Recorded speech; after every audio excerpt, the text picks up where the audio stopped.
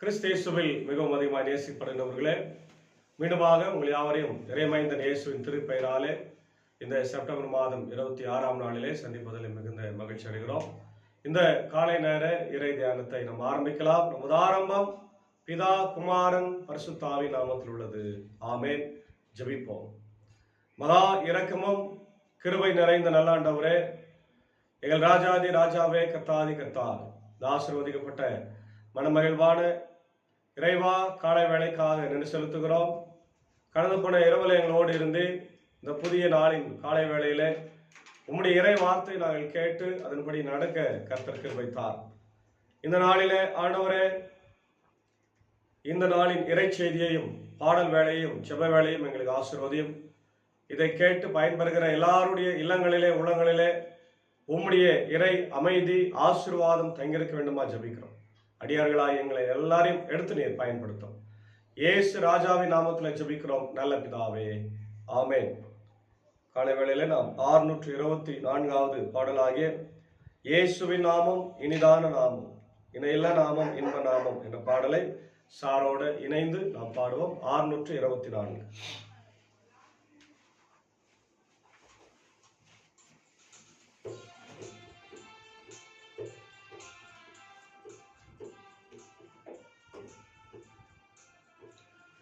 இயேசுவின் நாமம் இனிதான நாமம், இணையில்லா நாமம், இன்ப நாமம். எங்கள் இயேசுவின் நாமம் இனிதான நாமம், இணையில்லா நாமம், இன்ப நாமம். பாவத்தை போக்கும் பயமதை நீக்கும் பரம சந்தோஷம் பக்தர் கழிக்கும். பாவத்தை போக்கும் பயமதை நீக்கும் பரம சந்தோஷம் பக்தர் கழிக்கும். இயேசுவின் நாமம் இனிதான நாமம், இணையில்லா நாமம், இன்ப நாமம். பரிமள தைலமம் இயேசுவின் நாமம், பாரெங்கும் வாசனை வீசிடும் நாமம். பரிமள தைலமம் இயேசுவின் நாமம், பாரெங்கும் வாசனை வீசிடும் நாமம். இயேசுவின் நாமம் இனிதான நாமம், இணையில்லா நாமம், இன்ப நாமம். வானிலும் பூவிலும் மேலான நாமம், வானாதி வானவர் இயேசுவின் நாமம். வானிலும் பூவிலும் மேலான நாமம், வானாதி வானவர் இயேசுவின் நாமம். இயேசுவின் நாமம் இனிதான நாமம், இணையில்லா நாமம், இன்ப நாமம்.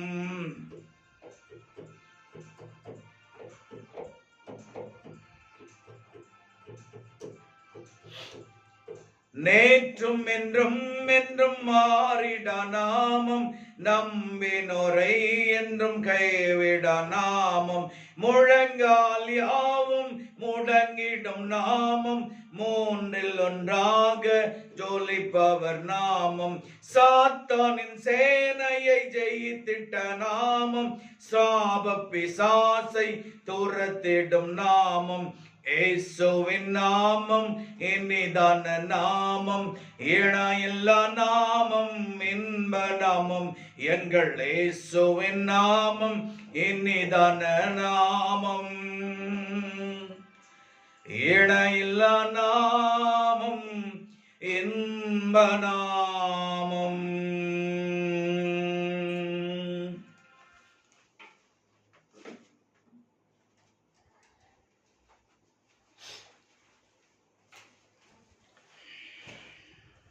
கிறிஸ்தேசுவில் மிகவும் அதிகமாக நேசிக்கப்படுகின்றவர்களே, மீண்டுமாக இந்த செப்டம்பர் மாதம் 26ஆம் நாளிலே உங்களை சந்திப்பதில் மிகுந்த மகிழ்ச்சி அடைகிறோம்.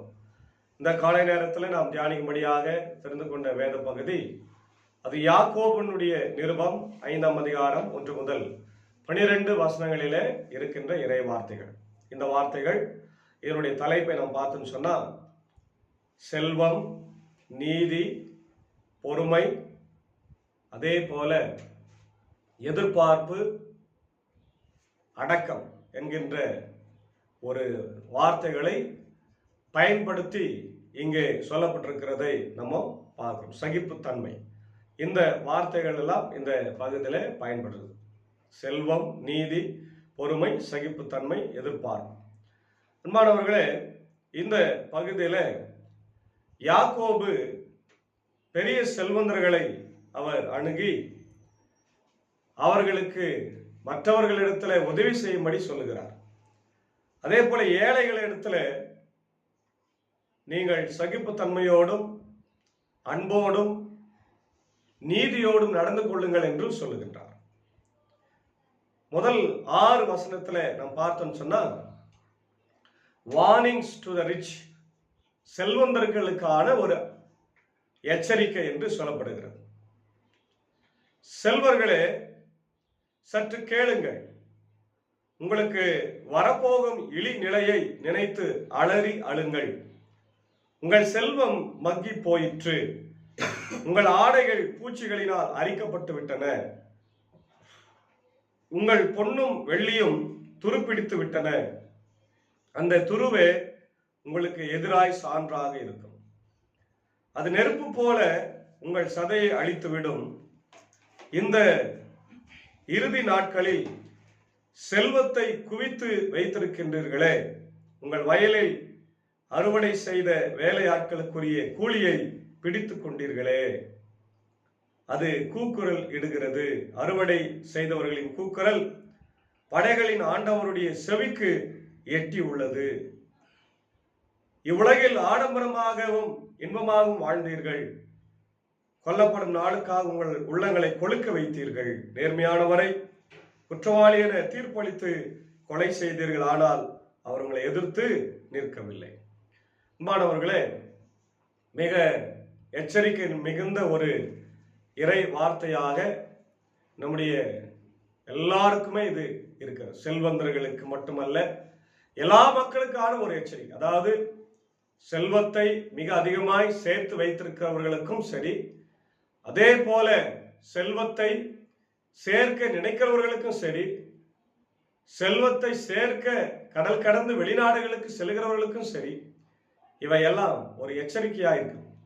இவங்க என்ன செய்யறாங்க பாருங்க, செல்வத்தை சேர்த்து வைக்கிறாங்க. அதே வேளையில அவர்களுடைய நிலத்துல வேலை செய்கிற மக்களுக்கு கொடுக்காம இருக்கிறாங்க இல்லையா? அவ்வளவு கஷ்டப்பட்டு விவசாயம் செய்யறாங்க, இரவும் பகலும் பாடுபடுறாங்க, கவலைப்படுறாங்க, இந்த பயிருக்காக காத்திருக்கிறாங்க. அது வந்து அதை அறுவடை செய்து சேர்க்கிற வரையில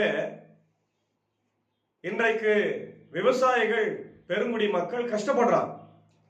ஆனால் அவர்களுக்கும் அவர்களுடைய வாழ்க்கைக்கும் பிள்ளைகளுக்கும் இன்றைக்கு உணவில்லாமல், ஆடை இல்லாமல், அவர்களுக்கு எந்த விதமான சலுகையும் இல்லாமல் நம்முடைய மக்கள் செல்வந்தர்கள் செய்கிறதை நம்ம பார்க்கின்றோம்.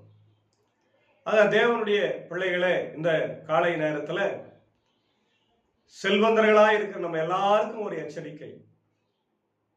நம்முடைய வீடுகளிலே இருக்கின்ற மக்கள் எல்லாருக்கும் நம்ம உதவி செய்யணும். ஏழைகளுக்கு உதவி செய்யணும், எளியவர்களுக்கு உதவி செய்யணும். அதே போல நம்முடைய வீடுகளில இருக்கின்ற மக்களுக்கு நம்ம சரியான கூலியை வழங்க வேண்டும். அது விவசாய பெருங்குடியா இருந்தாலும் சரி, வீட்டில் வேலை செய்யறவங்களா இருந்தாலும் சரி, நம்ம இடத்துல கம்பெனியில வேலை செய்யறவங்களா இருந்தாலும் சரி, திருச்சபையில பணியாற்றுகின்றவர்களா இருந்தாலும், யாரா இருந்தாலும் நியாயமான கூலியை வழங்க வேண்டும் என்று ஆண்டவர் இங்கே சொல்றார். அதாவது wealth and materialism can lead to corruption and exploitation. இல்லையா? செல்வமும் உலக பிரகாரமான பொருள் ஆசீர்வாதங்களும் நம்மளை என்ன பண்ணுமா, பொருட்களும் ஊழலுக்கும் சுரண்டலுக்கும் வழிவகுக்கும். அதான் முதல் பாயிண்ட்ல இங்க யாக்கோபு சொல்றார். இரண்டாவது, செல்வந்தர்கள் அழிந்து போவார்கள், ஆனால் நித்திய செல்வம் அழிந்து போகாது. இல்லையா? செல்வந்தர்கள் அழிந்து போவார்கள், நித்திய செல்வம் அழிந்து போகாது. அதே போல ஒடுக்கப்படுகிற ஏழைகளுடைய சத்தம் ஆண்டவருக்கு கேட்கும் என்று எச்சரிக்கை சொல்லுகிறார். இரண்டாவது, பேஷண்ட் அண்ட் என்டியூரன்ஸ். 7 முதல் 11 வசனங்களிலே. ஆகவே சகோதர சகோதரிகளே, ஆண்டவரின் வருகை வரை பொறுமையோடு இருங்கள். பயிரிடுபவரை பாருங்கள். அவர் நிலத்தின் நல்ல விளைச்சலை எதிர்பார்த்து முன்மாறியும் பின்மாறியும் பொழியும் அளவும் பொறுமையோடு காத்திருக்கிறார்கள். நீங்களும் பொறுமையோடு இருங்கள். உங்கள் உள்ளங்களை உறுதிப்படுத்துங்கள், ஏனெனில் ஆண்டவரின் வருகை நெருங்கி வந்துவிட்டது. சகோதர சகோதரிகளை, நீங்கள் தண்டனை தீர்ப்புக்கு ஆளாகாதவாறு ஒருவர் மற்றவனுக்கு எதிராய் முறையிடாதீர்கள். இதோ நடுவர் வாயிலில் நின்று கொண்டிருக்கிறார். அன்பார்ந்தவர்களே, நீங்கள் துன்பத்தை தாங்குவதிலும் பொறுமையை கடைபிடிப்பதிலும் ஆண்டவரின் பெயரால் பேசிய இறைவாக்கினரை உங்களுக்கு மாதிரிகளாய் கொள்ளுங்கள். தளரா மனமுடையோர் பேர் பெற்றோர் என்கின்றோம். யோபுவின் தளரா மனதை குறித்து கேள்விப்பட்டிருக்கிறீர்கள். இறுதியில் ஆண்டவர் என்ன செய்தார் என்பதும் உங்களுக்கு தெரியும். ஏனெனில் ஆண்டவர் மிகுந்த பரிவுள்ளமும் இரக்கமும் கொண்டவர். அன்பானவர்களே, ரொம்ப அழகா சொல்றாரு, பொறுமையோடு இருங்கள். இல்லையா? பொறுமையும் வேண்டுதலும் மிக அவசியம். பொறுமை, அதான் இங்க பார்க்கிறோம். விசுவாசிகள் பொறுமையோடு சகிப்புத்தன்மையோடு எல்லா துன்பத்தையும் கஷ்டத்தையும் தாங்க வேண்டும். இன்னைக்கு நம்முடைய வாழ்க்கையில வருகிற எல்லா துன்பத்தையும் கஷ்டத்தையும் நாம் தாங்கி சகிப்புத்தன்மையோடு இருக்க வேண்டும். இல்லை, ஏன்னா ஆண்டவருடைய வருகை அது நம்முடைய வாசலுக்கு அது எதிரே இருக்குதான், வந்துவிட்டார். இல்லையா? உங்களுடைய கண்களும் உங்களுடைய இருதயமும் ஆண்டவருக்கு நேராக இருக்கும். ஆம் என்றது ஆம் என்றும், இல்லை என்பது இல்லை என்பது சொல்லுங்க. நீங்க நீதியோடு நியாயத்தோடு நடந்து கொள்ளுங்கள் என்று சொல்றார். அடுத்தது யோபனுடைய பொறுமையை சொல்றார். பார், யோபுவை பற்றி நமக்கு நன்றாய் தெரியும். ஊத்ஸ் தேசத்துல உத்தமனும் நீதிமானுமாய் வாழ்ந்தான். தன்னுடைய பிள்ளைகள் எங்கே அவங்க ஒவ்வொரு வாரத்தின் இறுதி நாள்ல விருந்து செய்கிற போது அவங்க மகிழ்ச்சியோடு இருப்பாங்க. அப்ப குடித்து வெடித்து விட்டு கடவுளுக்கு விரோதமாய் பாவம் செய்தார்களோ என்று எண்ணி ஒவ்வொரு முறையும் அவன் தகன பலியை ஆண்டவருக்கு செலுத்துவான்.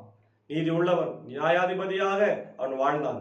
ஆனால் சாத்தான் அவனை அடித்த போதோ அவன் கலங்கி போனான், சோர்ந்து போனான். ஆனாலும் கடைசி வரையில அவன் தன் விசுவாசத்தை விடவே இல்லை. ஆமென். யோபுவின் மனைவி வந்து சொல்றாங்க, உனக்கு கடவுள் மேல இப்பவும் நம்பிக்கை உண்டா?